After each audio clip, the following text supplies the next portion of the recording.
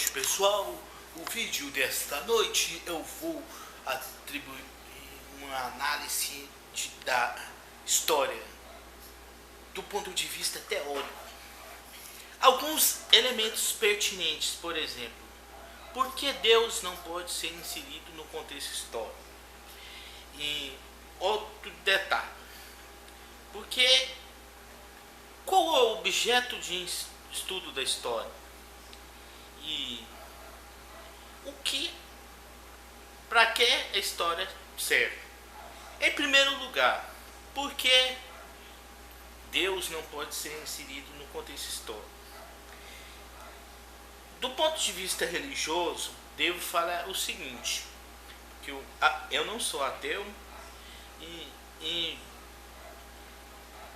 Deus não pode ser inserido no contexto histórico, porque a história é uma ciência que lida com os fatos humanos, inserido no tempo e espaço.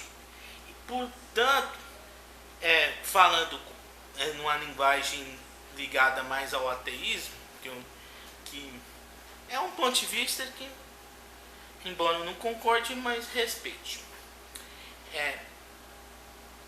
Uma ideia de Deus não se insere numa temporalidade, ou seja, no contexto histórico, que é a análise do historiador. O historiador ele age como um investigador através da análise de documentos que vão delineando os elementos de um contexto histórico a ser trabalhado. E a história também tem como função alertar a nação dos erros do passado, porque o povo que conhece os erros do passado tende a não repeti-los em um futuro próximo. Por isso que é pertinente o ensino da história, mas um ensino da história diferente do que é realizado nas escolas. Um ensino da história ligado a uma análise crítica da sociedade para formar cidadãos de consciência.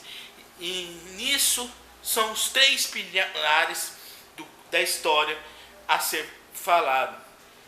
Que Deus, portanto, Deus é um ser superior à história, portanto não faz parte da história humana do ponto de vista científico.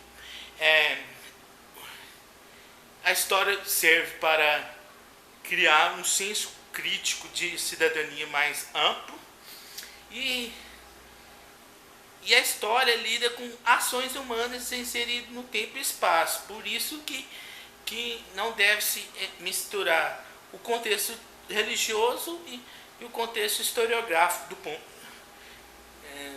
com relação ao contexto científico da história.